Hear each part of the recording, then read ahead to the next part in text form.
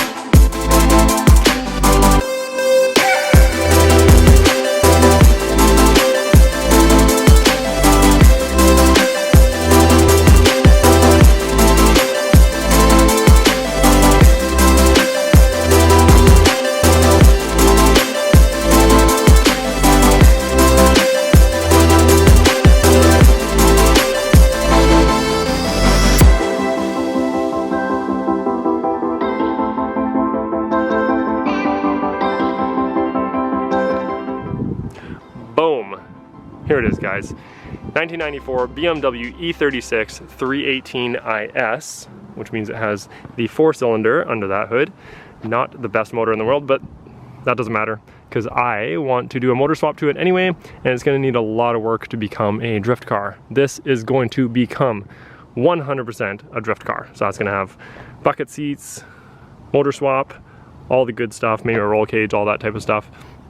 Gonna be hopefully just a dedicated track car. Maybe I'll drive it on the street once in a while. I don't know.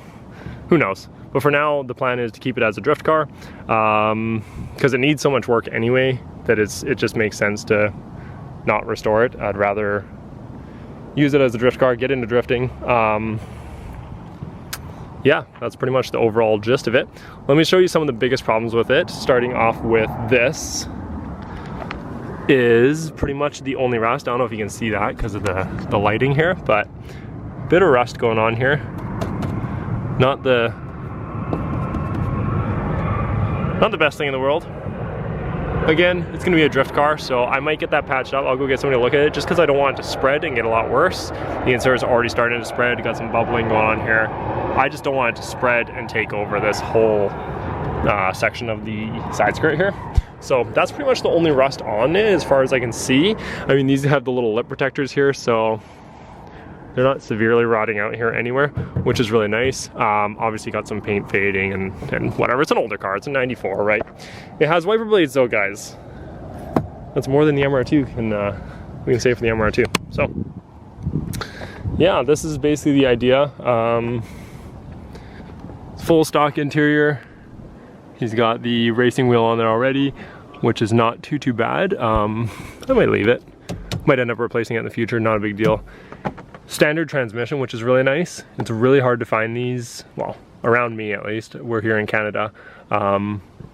Standard transmission, it's 5-speed. I believe it's the jet rag in it, which is not as desirable as the ZF, as far as I know. I'm just doing my research on this right now, so. But it does have a standard transmission in it, which is nice. So I can do a motor swap, made it up with this transmission, and we're released off to the races, which is really cool. It has got the full interior in it. I'll just do some filming through the window here. Back seats and everything, I don't really care for that. They're gonna end up going anyway. So everything's got problems. I mean, nothing really works fully, so it's not a big deal. But I like that it's got the full dash, which is really nice because I do want to retain the full dash. We'll probably end up getting rid of the stereo and everything, maybe putting some gauges in there if we decide to turbo it later, maybe a boost gauge and all that type of stuff. So I do like that it has the original dash, and the original dash is in really good condition, which is nice. Glove box works, all that type of stuff. It's not all cracking up top, because it is It's sort of the hard plastic. I guess it's not the super hard plastic like in some of the older vehicles, but not that bad. Yeah, everything's in pretty good condition actually. Obviously the seats are gonna go. They're not buckety at all, so I just find myself rolling all over the place in them, which is not great. Yeah, he's got M series wheels on it. Again, I don't really care. I guess it's kind of cool. Probably end up swapping those out later. Maybe I'll use them for now, who knows. But yeah, it's not, overall it's not too bad.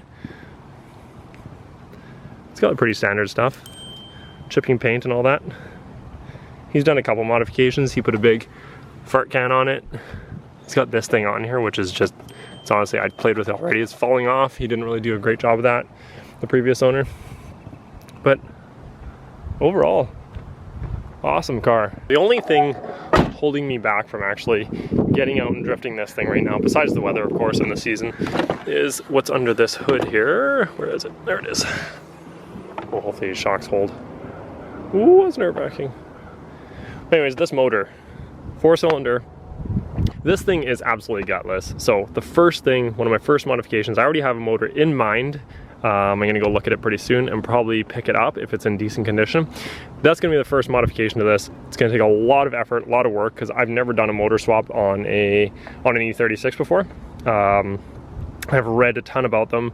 I know that this platform, two-door, well, E36, I own two-door and four-door, I don't think it really matters, are really good for motor swaps. Very versatile, and you know, there's a few motors that drop pretty easily into them. I'll keep you guessing. If you know your E36s, you probably know where I'm going with this already. Just want to get rid of this thing, get that out of here. Old news, bye-bye. And get something in here that can make some real power. And I don't know my BMW motors that well, but they come in a straight 6 as well. Almost impossible around me to find a 6-cylinder with a standard transmission for a reasonable price. They're $7,000, $8,000, $9,000 depending on the body condition. So I was happy to find just a standard transmission, and then I can do the motor swap later, because I don't really care for the BMW motors anyway. I'd rather do an LS or a 2JZ or something like that in there. So that was kind of fine. I got a good price on it, which is the best part. Because I'm going to do so much work to it anyway, I didn't really want to overpay for something that I didn't care for the motor anyway, because you end up just paying for the transmission and the motor at that point. The car is what the car is. So yeah, I think this is a really good starting platform here. And I really want to show you guys, the initial, what it looks like right off the bat, right? So I want you guys to be in the loop from day one. I want you to see all the fading paint. I want you to see the wheels that are on it, all the scuffs that already came with the car, things like that. Like this faded side skirt here. I don't even know if you can really see that in the lighting here, but it's got a ton of problems, right? And I want you guys to see all that, because I want you to see how this car is going to develop. I want you to see the full interior and all that, and I'm going to end up ripping all that out. So I want you to see the end product versus what I started with, and that's my biggest goal with this type of video. But yeah, so hopefully you guys can follow along. I'll mention it probably later in this video too, but please like and subscribe if you guys want to see all the content for this car. It's gonna go through a wild ride, hopefully, and it is currently, you know, the middle of October right now, and I want to have this thing running, ready to drift. Doesn't have to be fully built, but ready to drift, ready to hit the track by next season. So I got all winter to work on it. Right off the bat, I'm gonna go, this window is stuck down on me. I got this vehicle a couple days ago, or well, yeah, a few days ago, and this window was partially, he had it almost closed, and I was able to get it up, but it's so hot out today that I rolled it down, and now I can't get it back up. So I'm gonna go pop by the shop right now and see if I can get that up, because it was raining yesterday and the forecast calls for rain. That window's fine, which surprisingly it does have power windows for a 1994, which is pretty awesome. Yeah, so let's head to the shop and see if I can get this window up and see if we can chip away at a few other things here. So one thing I did want to point out about this car is that I have been looking for a drift car probably for a couple years now, and basically is what I started doing was, I didn't have the budget to buy a car, but I just started looking, just starting to get familiar with what's on the market, what's a good platform to start with, and basically kept my eyes open for something that might suit what I want to do. Good for a beginner, good for, my main concern was finding something that was good for a big build. So I wanted to do something that was capable of becoming a very, very, very competitive car, but at the same time is also really good for beginners, because I wanted to have the potential to take drifting further if I really like it.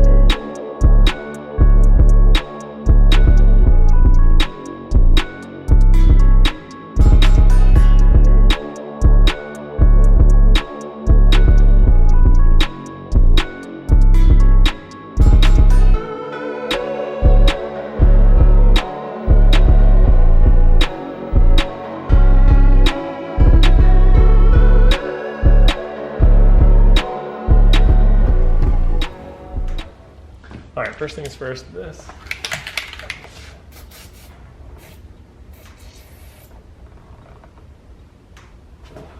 door.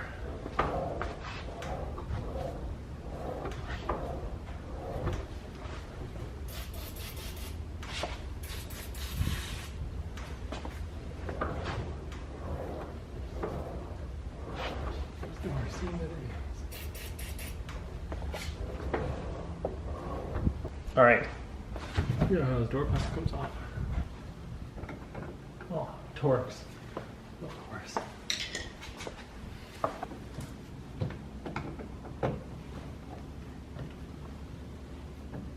Oh my God.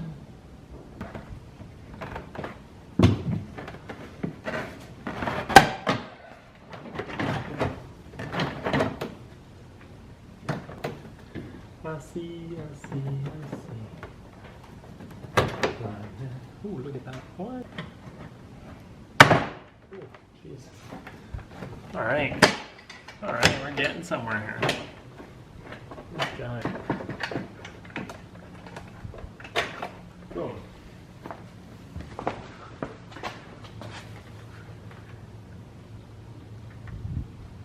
Okay. Ooh, this thing. Sweet. All right.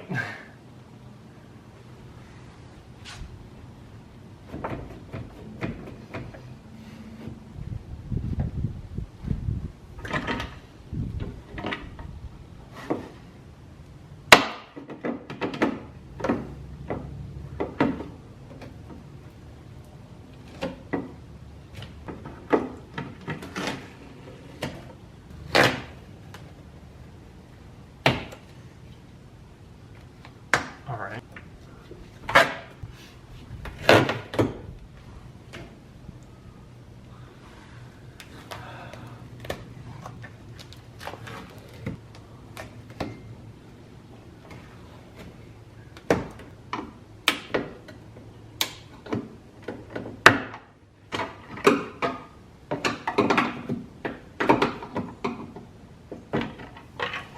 So I got this off. I know you guys can't see me. Off the tripod here. Anyways, I got the door panel off here. I can see behind me. I can hear the motor trying to work, and I'm just trying to diagnose this on the fly. I haven't looked anything up. I can hear the motor trying to work. It sounds weak, like the solenoid is trying to click in, but I can't. But it's not actually doing anything. So the switch is working. Let's see if I can. I'm gonna do this for you here. Wait for that to go away. So you can hear it here. I don't know if you can hear this. Sounds super weak, but it is getting power there, which is nice. But I ended up leaving this just the way it is for now. And looking up the wiring diagram. Oh, I can't get that off. I'll look up the wiring diagram when I get back home, actually, and then I'll probably come back tomorrow and do just try jumping it to there. Yeah, I'm gonna go home, do some research on this. You guys have seen the car now. It needs a lot of work, I know. I'm going to try and chip away at it slowly here. I got some exciting news coming in the next video. Stay tuned to see what that is. It's regarding this car here, and I'll catch you in that video to give you updates. Please like and subscribe to follow this build. Follow my drifting adventures here. I hope you have a great day, great afternoon, great evening, whatever time you're watching this at. Have a good one, guys. Peace out.